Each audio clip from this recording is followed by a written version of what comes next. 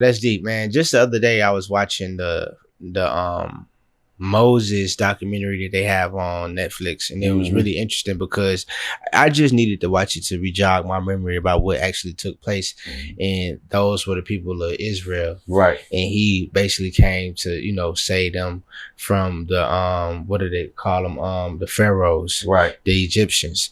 So how does watching a story like that, how does that resonate with your life all the way? All right, so now, I watched it, and me knowing biblical precedents and understanding biblical truths, it was trash. It was trash to you? Yeah, it was definitely trash. What was trash about it? Because it was good to me. I actually liked that. I learned a lot. I didn't realize that Moses was in the Bible and the Quran and another book as well. Yeah. So I didn't know that he played a part in all three religions. So it actually was like a learning point for me. That part is true. Yeah. That part is all that is true. Yeah. But it is the depiction and characteristics of Moses. There's a lot of half truths in there. And plus anything like that come from Netflix. There's white supremacy involved. Yeah, those are the ones with the media dollars. But they did show that he had a black wife, though. He was black himself. Yeah, okay, so that's the part. Okay, I dig that. So all the Egyptians were black. All the Israelites were black. You dig what I'm saying? Like, if you want to go into breaking it down on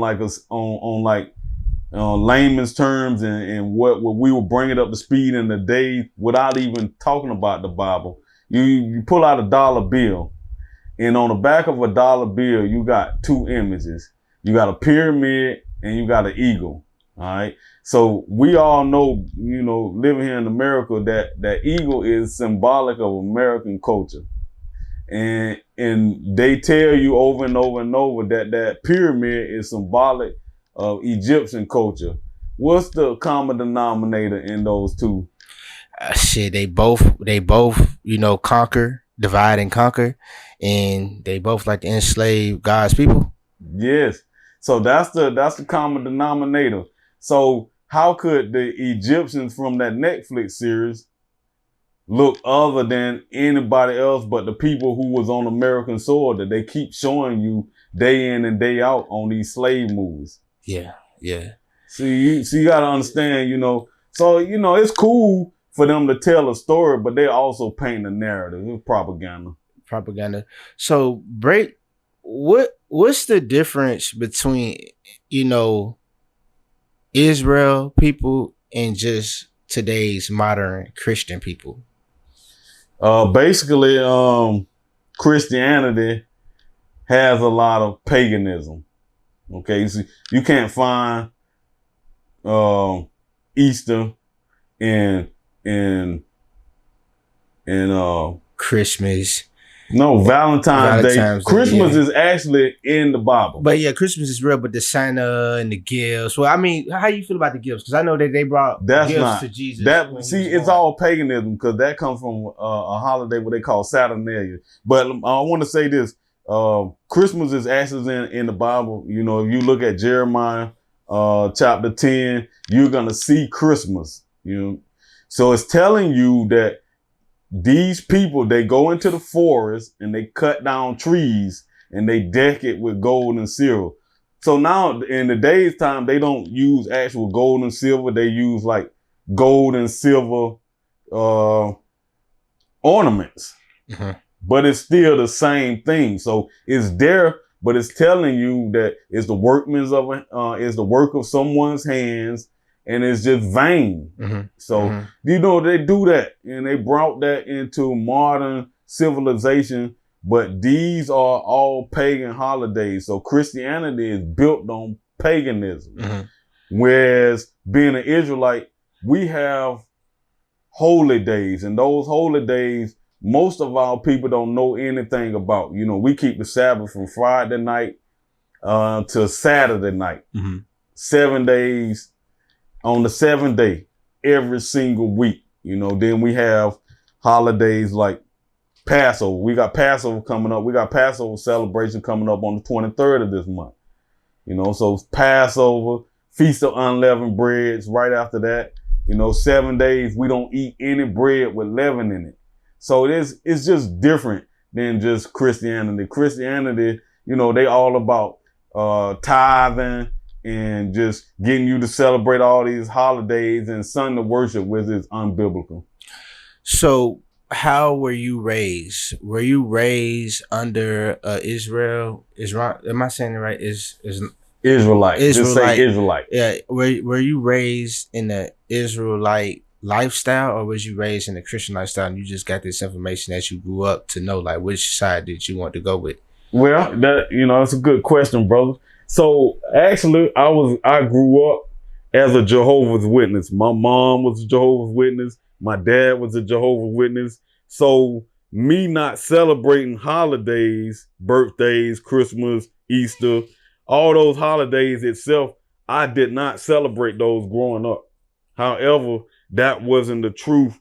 That wasn't the true heritage which we have, because being an Israelite is actually our culture and our heritage. So there were some things that were misconstrued in there, because even being Jehovah's Witness, that's just like white supremacy too. If you take a look at their literature, they have what they call the awake and in the holy scriptures, and they have this literature, and you look at their booklets, and it's just a bunch of white people in there. All the angels in heaven, they're white, and they paint all these images. We're not even supposed to have images of Christ in anything that's in heaven. If you look at Exodus chapter 20, it's going to tell you, make no images or likeness or images or anything that's in heaven. If Jesus is in heaven and the Father is in heaven, we're not supposed to have any images of those. But Christianity, they make sure that they paint those images. They will make their movies with those images. They're going to put out that literature with those images. You dig what I'm saying? I dig that. So, in other words, in Israelite, culture, you all look at Moses how Christians look at Jesus. Is that a fair assessment? No, because we need both. Moses was the guy who brought us out of Egypt. He was our first savior. But Jesus is our eternal savior. You dig what I'm saying? We all need Jesus. So Moses was more so for the Israelite people, but Jesus is for everybody. It don't matter what denomination you are, what color you are, what age or race you are. We all need Jesus, because in the New Testament, that's the way till we get back to the Father. Everybody needs to get back to Jesus. You dig what I'm saying? Yeah, facts. So what made you choose, the religion of being an Israelite? What took place in your life? Because I know you said you started off being a Jehovah's Witness. You was raised a Jehovah's Witness. What shift happened for you to say, well, hey, I need to study this because this resonates more with me? Okay, so I wasn't really in tune to Jehovah's Witness lifestyle even early on. I could see the images, but I'm reading the Bible myself. So I'm reading the Bible and I'm looking at the images and I'm looking at what they're doing, and in my mind it's not even making sense. And then I did a lot of prison time, and I did a lot of studying when I was in prison. And so I had a lot of chance to dissect a lot of stuff that was actually in the Bible. It just didn't make any sense. So when I was here in Atlanta, I was kind of like just floating around, brother. I was just floating. I didn't have a church to go to. I wasn't a part of the Jehovah's Witness lifestyle. They call that the Kingdom Hall. That's where they go and worship at, the Kingdom Hall. So I wasn't a part of the Kingdom Hall. I didn't go to any church, wasn't Baptist or Methodist. There were times that I tried actually going to a Baptist or Methodist church, just to worship. But I could tell that it was just lie after lie after lie. Mm-hmm. It wasn't for me. Mm-hmm. So one day I was just on YouTube, and YouTube would do it. YouTube would definitely do it, YouTube bro. will open up your eyes to a lot of stuff that you ain't know nothing Man, about. it just be on your news feed. You don't even be looking for it. Yeah, it just But pop up. I'm gonna tell you though, but that be the Most High giving us signs and clues as well. Yeah, Yeah, I can go with that. yeah, man. Because he'll lead us and direct us even when we don't know we needed to be led and directed. Yep. You dig? So you know, I saw some Israelite brothers, and I was this close to joining their camp. You did, but I can look at what they was teaching and see the breakdown of how we become Israel, because they're gonna always start you off with Deuteronomy chapter 28. They're gonna show you how this group of people, they went into slavery on ships, and they'll see it in a place where their homeland, they'll never see it again. I can see that because they show you so many slave movies. Mm-hmm. I'm like, I see the slave movies. Yeah. And I see the people getting put on ships, and I see the yokes of iron on their neck. I see all the chains and stuff like that. That's what the Bible talking about. I see my people in that. So I connected with that. Yeah. You dig? So, you know, so I understood that the Israelite culture was talking about me and my people, you know. So I wanted to know more about it. So having this conversation with you, it just kind of made me realize a lot of things, you know. And I'm gonna go do my own research as well, but it sounded like it to me that the Christian thing was something that was pushed on us from our slave masters, but we came over here as Israelite, because like you said, when you come into contact with an Israelite, they take you to a chapter in the Bible where they talk about people being on boats, being slaves, and like you were saying, that kind of resonate with what happened with us African Americans. Mm-hmm. So is that like the truth behind like how the Christian thing got exposed to us African Americans? Because so basically you're saying that we really are all Israelites in a sense. Mm. Yeah, well, you know, but there's about the Muslims though. It all came from the Israelite culture. Okay. Yeah. Okay. It's because they believe in Abraham. Yeah. Mm-hmm. Abraham was the father, you know, but he had chosen sons. So his grandson, which would be Israel, which would have been Jacob, he became Israel, which would have been the father of Israel. Mm-hmm. So, but let me tell you this, because a lot of people don't understand that those Caucasians, they got the gospel in the Bible from us. Okay. See, we're people, we're such creators. Let me give you some history, brother. Even though we've been slaves on this American soil, we've created every genre of mainstream music in the last 100 years on this American soil. We started rock and roll, which they love. We gave it back. That's one of the things that's about the Bible. There was something that was ours that we had for eons, and we got tired of it, and we gave it away. And so they picked that up, just like rock and roll. You know, we created jazz, we created country music, we created R&B, we created rap music, all right here in America on this soil. You know why? Because we are creators. We're made in the image of our Father, the great creator. We're creators as well. So we create things, and sometimes, you know, we just give them away. You know, they take stuff that we create all the time. You look at the media, and you see all kind of inventions that we make and we create, and they go and make money off of it. Nah, that you right on with that, and that makes a lot of sense. So, with your music, how are you, you know, putting these type of messages in your music to resonate to people that's listening to it? It's tough, man. I'll tell you that. You know, with the climate today and with everything people are talking about, you know, some of the stuff that I'm talking about can get just jumbled in the mix. You know, I do my best, you know, to weave in different Bible scriptures and different lessons from the Bible, you know, but it's tough, brother, you know, because a lot of times, you know,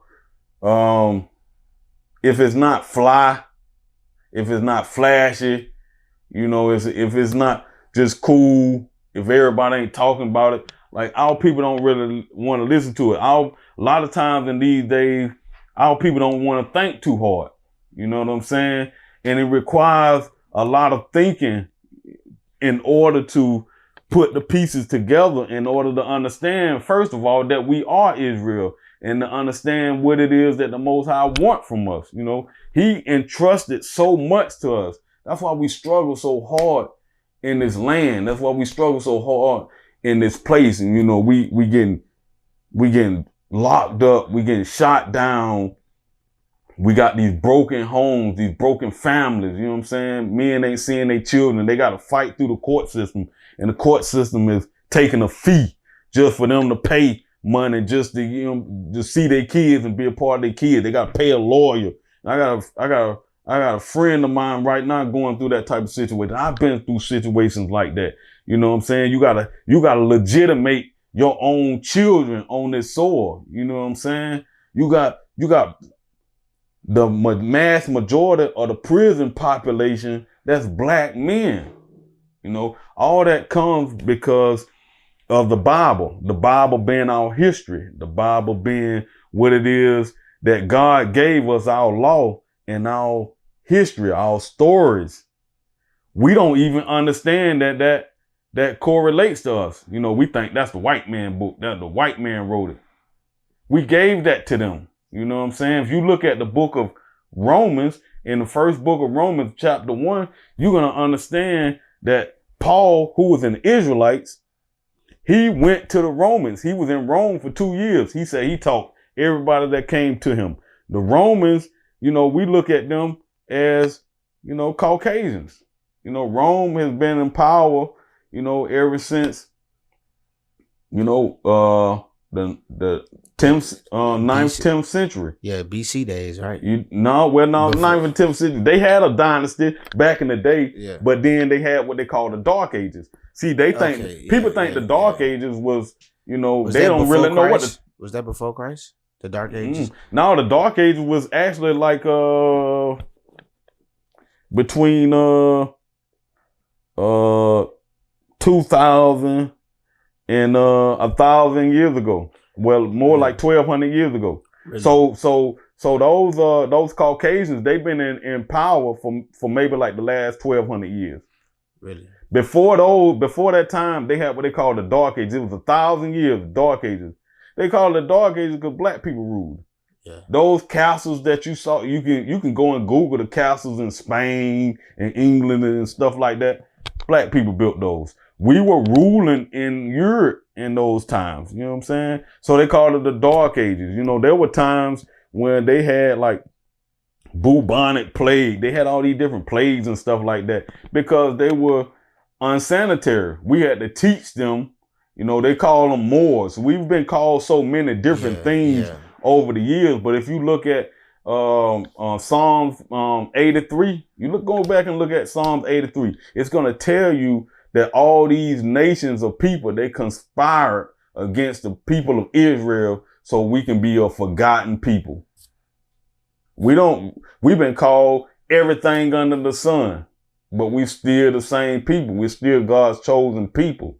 You dig what I'm saying? So it's a lot of work into getting people to understand who we are, and especially in a 2 or 3 minute song, brother. That's a lot of work, man. That's a lot. And you have to really come up with some clever punchlines to really sneak that in. But it's a lot of people out here that's looking for that type of music. You know what I'm saying? When you became an Israelite, would you say that kind of like it delivered you from that mindset of feeling like you was angry against the world and you wanted to cause harm to other people? Did it kind of heal you from being hurt? Not at first. That was a very slow process. You know, I went from a person that was just, I had this rage, you know, being enraged to just being angry. That itself, those are levels. Rage to just like being angry. Somebody can say the slightest little bit of thing to me, and I wouldn't even say anything. I just been fired off on somebody. Yeah. You know what I'm saying? I went from that to just, being, ticked off, and then over, a few sentences, to the point of, so it was a very slow process for me. And I've been an Israelite for maybe like 7, almost 8 years. So even up to the last few years, I was having issues, you know what I'm saying? Not to the point of just always being in situations, but I'll just keep it real with you. I was on bond for 5 years. I got off last year. You know what I'm saying? And so to my progress, I wasn't going back and forth to jail. Well, you know what I'm saying, like that. I was out on bond for 5 years, but I had a situation 5 years ago that caused me to go to, go do 5 months in Clayton County. You dig what I'm saying? Like, I hadn't been far removed from the streets. I wasn't stealing, robbing, but that type of anger, that type of rage, that type of hostility that lives within a man, it doesn't just go away. It takes time, time heals all wounds, as they say. You dig what I'm saying? What was causing you to be so angry when I listened to you? You had both mother and father in the household. You had siblings with you. A lot of people that's really angry like that, they don't have that. You know what I'm saying? They come from broken homes. With you being blessed and having a home put together, where was this anger coming from? Was it just like a mental thing? Was it something that you was kind of choosing to be as a young man? Where did it come from? So, although I had both parents in the home was dysfunctional. With my pops being on drugs like that, so there were times, because, you think about it, you got somebody that's on drugs like that, you're going to see a lot. You're going to experience a lot. So there were things that I experienced at a young age that as I got older, I didn't feel like I should have had the experience. Mm-hmm. I got into crime, dealing with my pops. You dig what I'm saying? I come from a family, bro, man. Me and my dad, good God Almighty, bro. We've done crimes together. Yeah. You know what I'm saying? We've gotten high together. Yeah. Yeah, we've had sex with the same women. Yeah. Like I come from a different type of environment. You dig what I'm saying? Yeah. Yeah, but that's basically what it all boiled down to, not really feeling like I should have had to go through that. And then just being fast tracked on so much different stuff in life. You know what I'm saying? So what are those conversations like with your father now? When you look back at some of the things y'all done together, like how do you keep that same amount of respect for him as just being your father in a sense? We fought it out. Me and my dad has actually had fist fights. I put a gun on that man when I had to be about 15 years old over some money. Yeah. Yeah, like I come from a different environment, bro. So, but we was able to get past that even in my teenage years. We talking about, 15, 16, 17.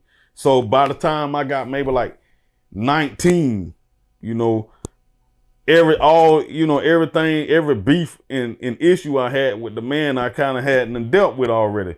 Like we dealt with those things. So, so we don't have no issues, in these days. That was so long ago. Like we don't have any issues. So we don't even have, those conversations ain't real conversations anymore. Like we don't even talk about that type of stuff because so much time has transpired and we've done so many different things. Yeah. So right now it's just kind of like, swept over under the rug. Well, I swept under the rug. They ain't even conversations anymore. Yeah, I feel that. I respect that. So last year I seen you drop 2 albums. Mm-hmm. You dropped let me see. You had dropped Pages Out the Bible mm-hmm. and Kingdom. What was That Kingdom The Vibes. Kingdom Vibes. Yeah, man. What inspired those albums, man? Well, just going through life, you know what I'm saying? And I wanted to be in a righteous environment.